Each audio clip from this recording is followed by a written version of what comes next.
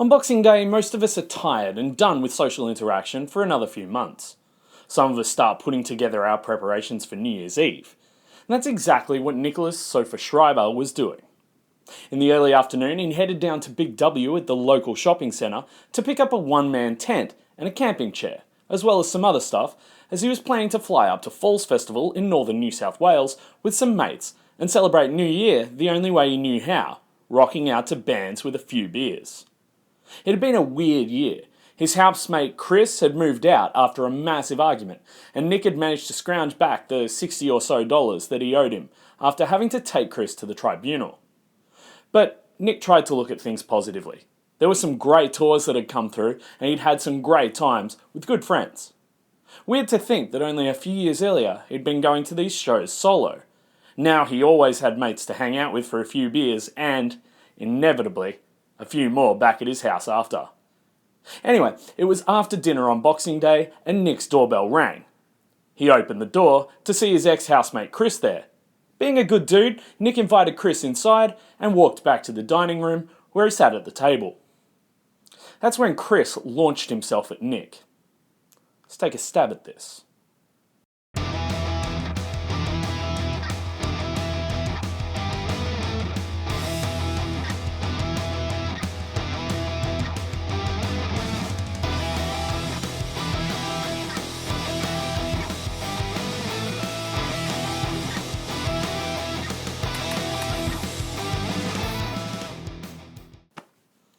Hi mates, and welcome to Something About Murder. I'm Jay Something, and every week I bring you a couple of cases from Australia's true crime history.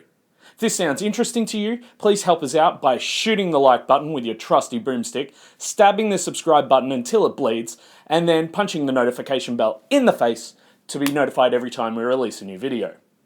All of our episodes are released at the same time in podcast format on Spotify, Apple Podcasts, Google Podcasts, or wherever you get your true crime podcast fix.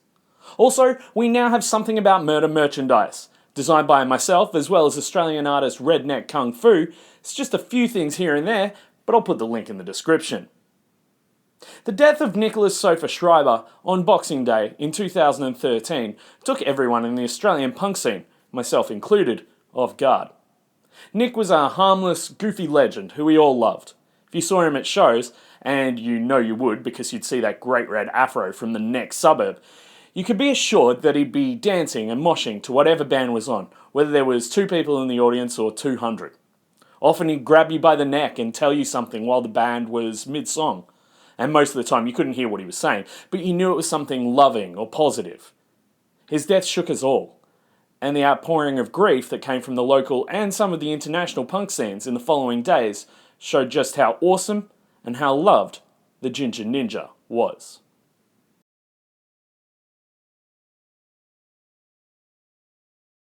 Nicky Sofer-Schreiber was born on the 16th of December 1986. He grew up in the Castle Hill area. His parents died when he was young, and as a result, his cousin Catherine MacDonald became his guardian. As a teenager, Nick discovered that he had cone rod dystrophy, which meant that he went progressively blind. As he became a young adult, he was known to be incredibly independent and coped really well with his diagnosis. I've heard from some people that he had a mild intellectual disability, but I haven't been able to corroborate that information. He also loved punk rock music. It was his entire life. He was well known in the scene, sporting a huge red-haired afro, and became famously known in the local scene as the Ginger Ninja.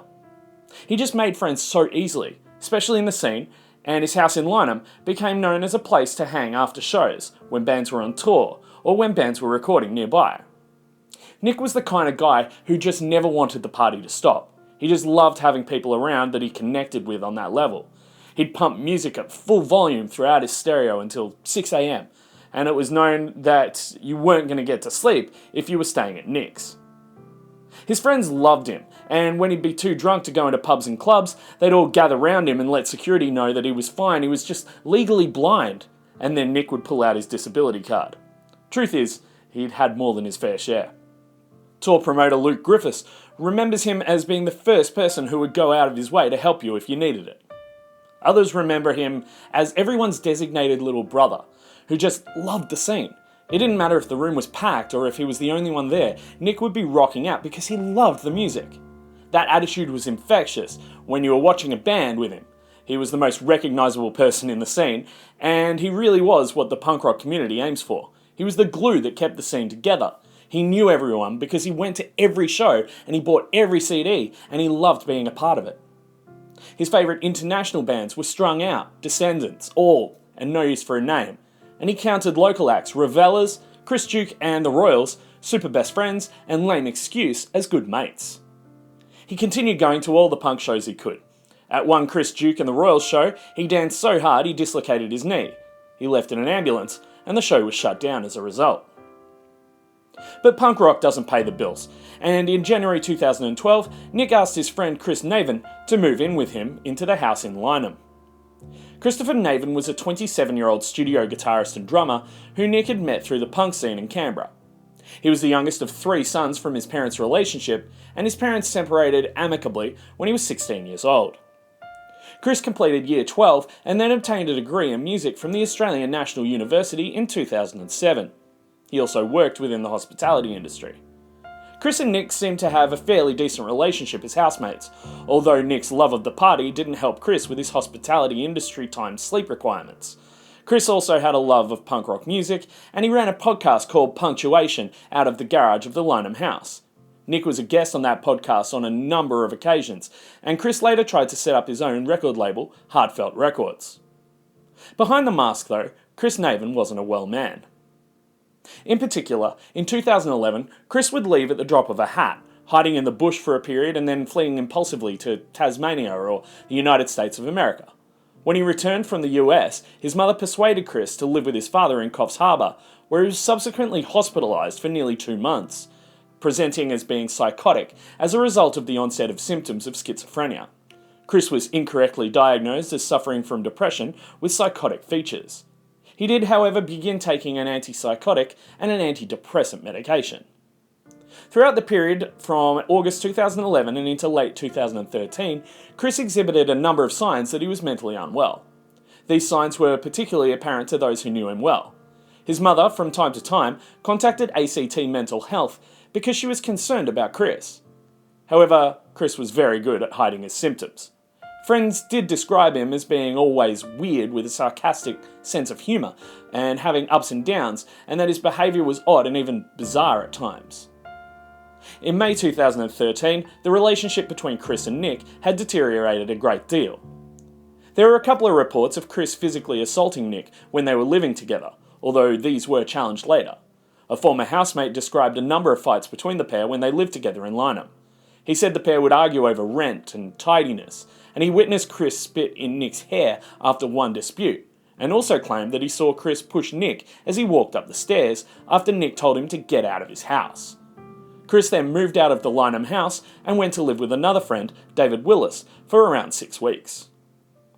Around this time, Nick started tribunal proceedings against Chris to recover some money for some damage to a wall at the Lynham home.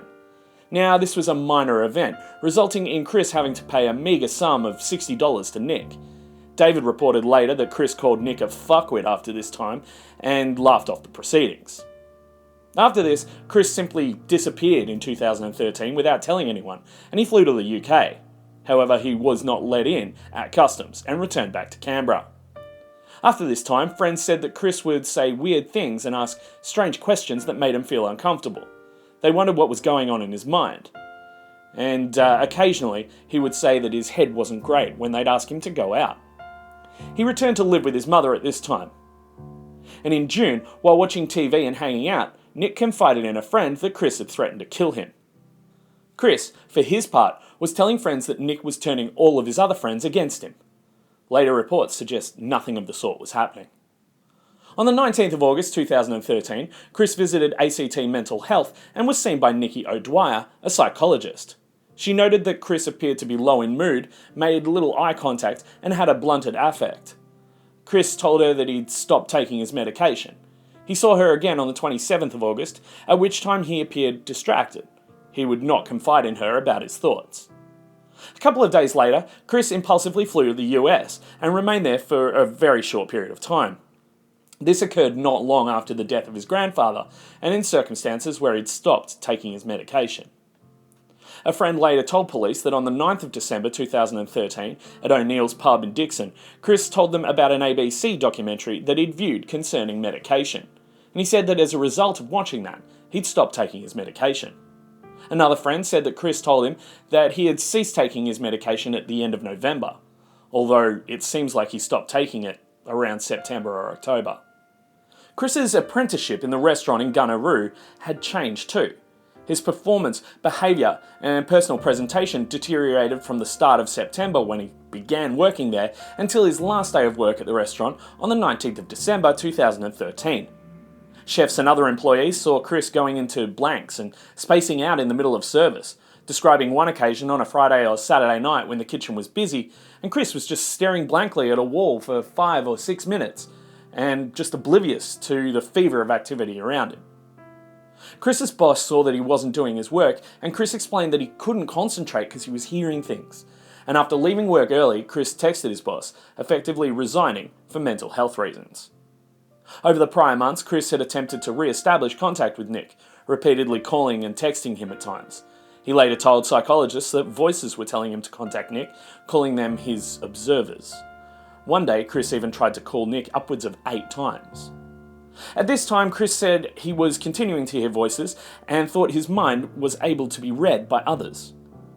On Christmas Eve 2013, a whole group of the Canberra friends got together at the George Harcourt Inn. Chris and Nick sat next to each other and spoke amicably. That night, Chris asked Nick if he'd like to meet up for lunch on Christmas Day, and Nick said, "Sure, sounds good." However, no settled plans to meet for lunch were made at that time. Chris tried to contact Nick on Christmas Day without success and went and had dinner with his family.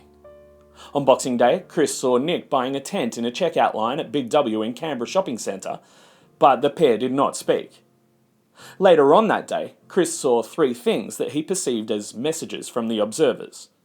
He saw an envelope stuffed with money with the words, "Thanks, Nicky," written on it, which Chris took as being payment for the murder of his grandfather. He saw a book cover which said "On the Loose," which he interpreted to mean a hitman was at large.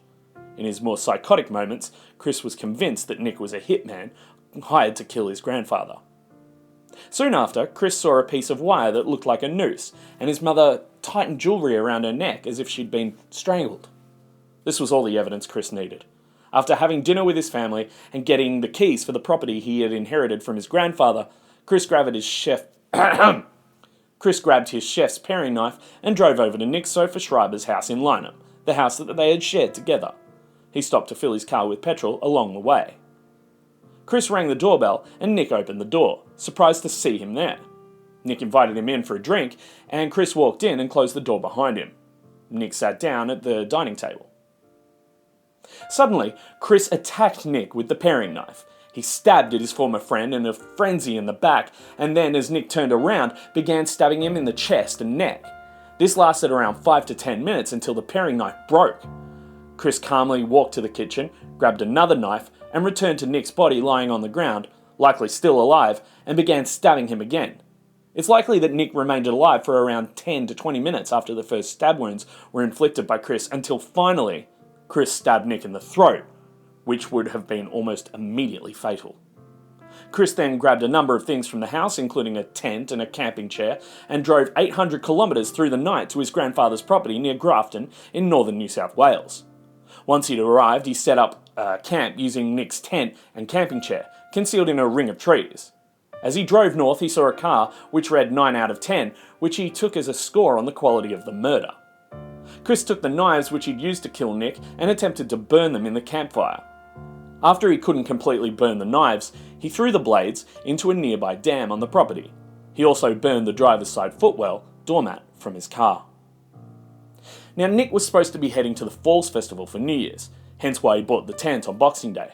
So it was a surprise to friends that he stopped responding on the night of Boxing Day. They were trying to make plans to go to the festival and Nick was supposed to fly with them. Text messages and phone calls went unanswered, and then on the 28th of December, a couple of friends decided to go to Nick's house in Lynham to see if he was okay. When they received no response at the door, they looked through the windows and saw Nick's lifeless body on the floor. They immediately called 000, and police and ambulances came to the address where Nick Sofer-Schreiber was pronounced dead. He had received 73 stab wounds, with 3 fatal wounds to the neck. Such was the frenzy of the stabbing attack that there were exit wounds in Nick's back. The outpouring of grief from friends in the scene was immediate. Nobody could understand why someone so kind and non-threatening as Nick would be killed in such a frenzy. The first thought was robbery, but there was no sign of anything taken or no sign of forced entry.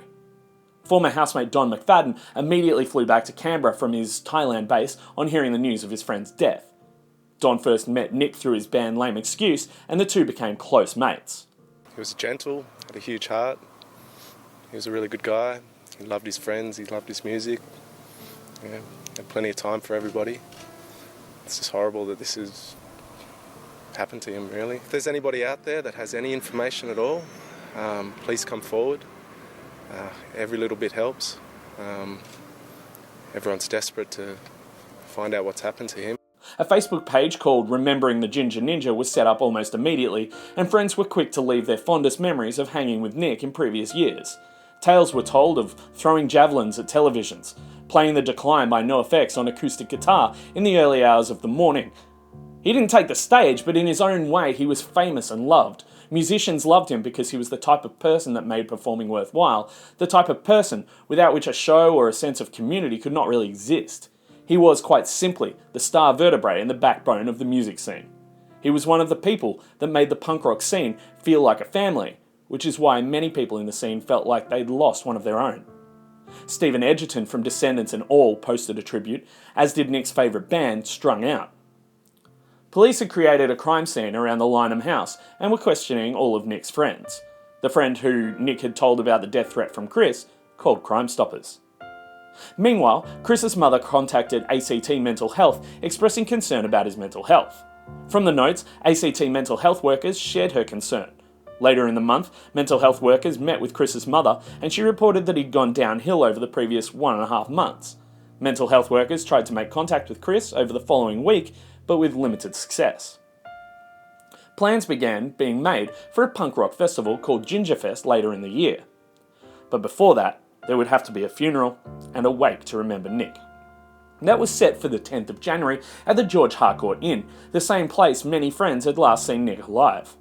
People flew into Canberra for the wake to show their love for Nick, and one other person also showed up, Chris Naven. Why the fuck would he show up to the wake of the person he murdered? Chris later told doctors that it apparently would have been weird if he didn't.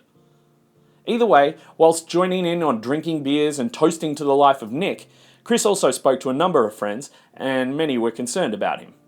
Friends described Chris as being blank and not putting his sentences together correctly. Some had trouble engaging in a conversation with him, saying that the conversation didn't flow like normal. During conversations, Chris would become distracted and would stare off into the distance. When they were able to regain Chris's attention, he'd speak to them about the same things that they had just spoken about before he stared off into the distance. One friend said that Chris told them that he shouldn't be there and he shouldn't be talking to them. Chris was saying that he felt bad about what had happened to Nick. And one slightly drunken friend said that Chris shouldn't feel bad. Chris didn't kill him, unless he did. What Chris didn't know is that the police had already begun to think of him as a suspect in the murder. There were undercover police at the wake, and investigative reports were being put together. Chris was questioned at home, and police connected DNA evidence from his cat after Chris told them that he had fed his cat on the evening of Boxing Day. After being questioned, Chris made 2 calls to a mutual friend, asking if the police knew who did it. The friend told Chris that he only knew what had been reported in the media. The friend said that Chris had sounded awkward and distant when they spoke. And during the conversation, in which Chris apologised for the intrusion, he told his friend that his police statement included details of how he'd fed the cat on the evening of Boxing Day and how police had taken DNA evidence from his cat. Chris said that that was pretty fucked up, and he felt strange that they would do that, adding that police were doing a pretty thorough investigation. Chris then told his friend that he'd heard police had another major suspect and ended the call with a request to be kept informed of any further contact with investigators. In a telephone contact with ACT Mental Health on the 17th of January, Chris said that he had thoughts of self-harm, but was handling them. The very next day, when again spoken to on the phone, he said he had no recollection of discussing that the day before, and then said he was having no thoughts of self-harm. On the 21st of January 2014, Chris attended ACT Mental Health and was seen by a psychiatrist, Dr. Julie Symes. The medical notes later revealed that while there were no obvious signs of psychosis, Dr. Symes was suspicious that Chris was masking background positive symptoms. It was noted that his affect was inappropriate, with him laughing at inappropriate times. His thought form was described as circumstantial, with vague answers often being provided to questions. There were other occasions in late January and early February when Chris was seen by ACT mental health workers, when he also displayed no signs of psychosis. Later in the month, police attended Chris's Grafton property and drained the dam. There they found the remnants of the knives and found Nick's tent and camping chair. Chris also made a number of calls to a childhood friend about meeting for a meal and a drink. He'd been casual at first, but became more desperate, asking his friend to skip a training commitment and meet him that night. In a series of 3 calls on February 3, 2014, Chris told the friend that he needed to keep busy and get out of the house because everything had been getting intense. Chris also attended a gig at the Phoenix Bar in Canberra. Friends saw him there and couldn't engage him in conversation. Chris just stared vaguely at the bands on stage. On the 15th of February 2014, a couple of days after the Phoenix Bar show, police arrested Christopher Naven and charged him with the murder of Nicky Sofer-Schreiber. Chris confessed to the killing promptly and began to seek treatment for his psychoses through the prison system, being seen regularly by psychiatrists and returning back onto medication. He was summarily diagnosed with schizophrenia. Reports were prepared for the trial in early 2015, and Chris pleaded not guilty to the charge of murder by reason of mental impairment, claiming that he'd been suffering from psychotic delusions at the time and believed Nick had hired a hitman to kill his family.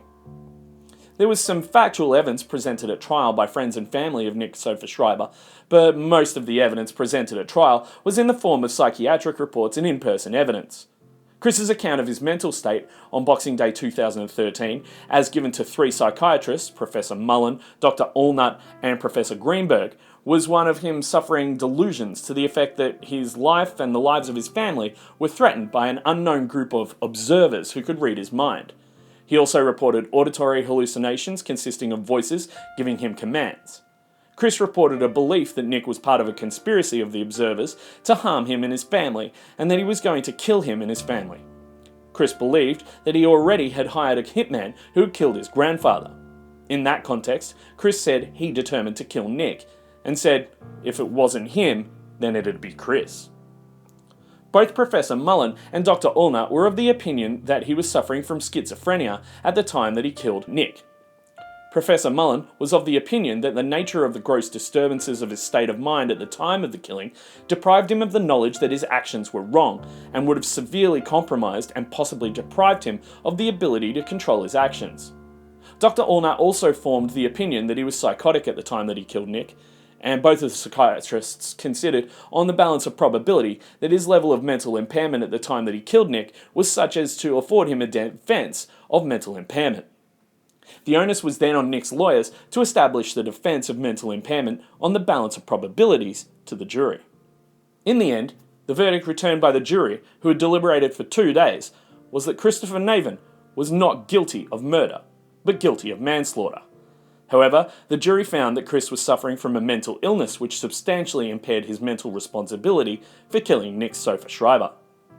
The jury's verdict meant that they were not satisfied on the balance of probabilities, that at the time Chris killed Nick, that he was suffering from a mental impairment, such that he did not know the nature or quality of his conduct, or that his conduct was wrong, or that he could not control his conduct. The defence of mental impairment was not made out on the charge of murder. However, in finding Chris guilty of manslaughter, the jury was clearly satisfied that a defence of diminished responsibility was made out. This means that they were satisfied that at the time Chris killed Nick, he was suffering from a psychosis which substantially impaired his mental responsibility for his acts. The victim impact statements tendered at the sentence hearing spoke of Nick as he truly was, a kind and gentle person loved by his extended family and friends. The terrible circumstances of his death have a significant and lasting impact upon those who knew him. Many of those who provided statements clearly had difficulty in making sense of these events. Many spoke of their concern that Chris will one day be released from custody to again live in the community. Christopher Naven was sentenced to 12 years in prison, with a non-parole period of 6 years. With time already served, he was eligible for release in February 2020. The maximum sentence Justice John Burns could have imposed was 20 years, and his sentencing remarks suggest that if it wasn't for Chris's schizophrenic diagnosis, he would easily have been convicted of murder. News of the verdict and sentence was met with outrage from the community. The anger spilled onto social media, with Chris's defence lawyers forced to delete a number of posts. The Canberra Times Facebook page also attracted a number of heated comments from a number of outraged readers, saying that manslaughter was chump change considering it was premeditated murder, that the pig deserved life, and how appalled they were at the sentence. Others questioned Chris's right to rely on the defence of mental impairment. In the years after his death, friends put together Gingerfest, an annual punk rock festival to celebrate the life of Nick Sofer-Schreiber. His favourite bands got together to play, and some reunited in their grief. The shows raised money for Vision Australia, a non-profit that had assisted legally blind Nick during his life. Christopher Naven was paroled in 2020 and returned to live with his parents. Some reports state that he's changed his name and erased his online presence. I certainly couldn't find him anywhere. He's not been seen at any punk rock shows since his release. There's still a lot of anger directed at him and his lenient sentence within the punk scene, especially in Canberra and Sydney. It's 100% assured that he would not be welcome at any shows. Chris's whereabouts are currently unknown, but he walks free. The same can't be said about Nick Sofer-Schreiber, the gentle, kind punk rocker who is everyone's designated little brother. Rest in peace, Ginger Ninja.